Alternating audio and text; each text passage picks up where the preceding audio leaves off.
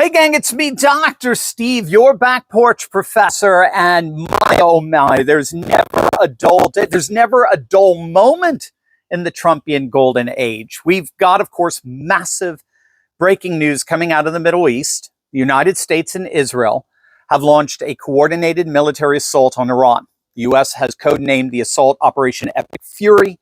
Israel's codenamed it Operation Roaring Lion, which is very interesting because the lion is featured prominently as the emblem of the flag of the Iranian monarchy under the Shah, the Pahlavi dynasty.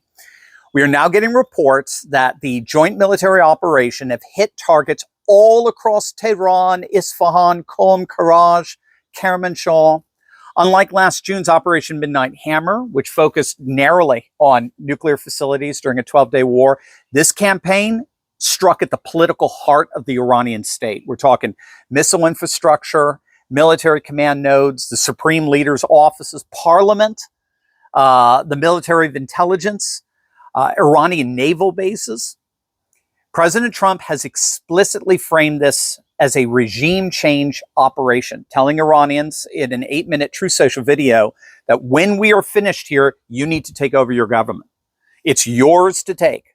So our job is to take out the ruling infrastructure so you can take over. And this will probably be your only chance for generations to do that. There are now confirmed reports that much of the Iranian regime's leadership has been wiped out, including Ayatollah Khamenei himself. It's being increasingly confirmed that Khamenei has been killed. His body was reportedly discovered under the rubble of one of the attacks. And so there's no question this operation was designed to decapitate the regime, and it is doing so. It's decapitating the regime inside Iran and decapitating the network of Iranian proxies, Hezbollah, Iraqi Shiites, Houthis in Yemen, Hamas.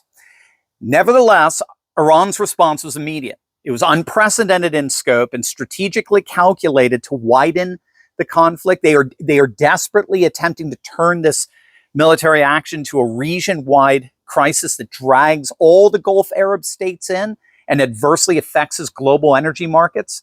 They, of course, want Russia and China to get involved in some way, shape, or form. So all of this is meant to make the strikes hurt the United States and Israel. And so to that end, the Islamic Revolutionary Guard launched missiles and drones at U.S. bases across the Gulf in Bahrain and Qatar, and Kuwait, UAE, as well as Israel and targets in Jordan. At least one person has been confirmed killed in Abu Dhabi from falling missile debris, and explosions were heard near the U.S. consulate in Erbil, Iraq. Critically, Iran targeted every Gulf Cooperation Council member except Oman, which has served as Tehran's traditional back-channel mediator. And again, Iran's strategy is absolutely unmistakable. Regionalize the pain. So by striking at the Gulf states, hosting U.S. bases, Tehran's forcing a choice upon the Sunni Arab world and threatening an energy shock that could send ripples throughout the global economy. The Strait of Hormuz, through which 20 million barrels per day, roughly 20% of global petroleum demand flows, is now under elevated threat. Some oil majors have already suspended Hormuz shipments, and analysts project Brent crude could spike above $100 per barrel if disruptions materialize. Now, what sense should we make of all of this? Because there is so much going on here. First and foremost, what we have to understand is that there are 3 actors in this assault on Iran, not just 2. This is not Trump doing the bidding of Netanyahu or doing the bidding of Israel or so forth. That's just a totally reductionist conception. There are 3 main actors. There's the United States, there is Israel for sure, but there is also the rising Sunni Arab world. Now, in the weeks preceding the assault, Saudi Arabia, Qatar, and Oman actively lobbied the Trump administration against attacking Iran. Oman was actually the one mediating the talks between the United States and Iran. Not because they're fans of Iran.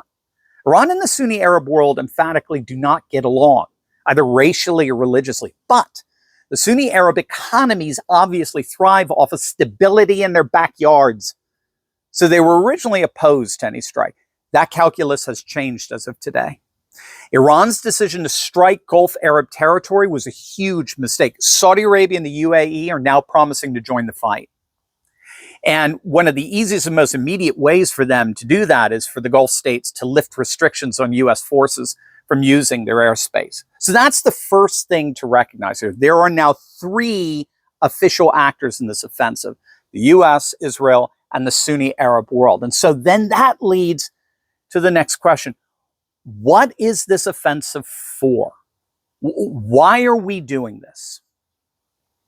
What we have to understand is that Iran defines itself as a civilization state in the fullest sense of the term, meaning that its culture and its values are not confined to a single nation state, but stretch out over what's called the Shiite crescent, made up of Iraqi Shiites, Hezbollah in Lebanon, Houthis in Yemen, and Hamas. They're Sunni, but they're part of it. Iran's foreign policy has been animated by a sacred narrative, Shia messianism fused with anti-US Israel geopolitics, what one analyst termed messianic multipolarity, in which geopolitical power is pursued not merely for national interest, but as part of a divine responsibility to challenge Western unipolar domination. That was what the bomb was for. A nuclear bomb would give this messianic multipolarity its ultimate power to inordinately shape the Middle Eastern region in its own image, not by using the bomb, but just by having the bomb. It would, in effect, turn Iran into a quasi-superpower and thus bolster its messianic multipolarity. Operation Epic Fury strikes at the very core of this civilizational self-conception. And the key here is that the regime faces an existential threat, not to just its political institutions, but to the entire civilizational project it claims to embody. Iran's maximalist retaliation, right, targeting the Gulf, activating proxies, threatening Hormuz, reflects a regime that perceives this as a fight for civilizational survival, not a limited military exchange.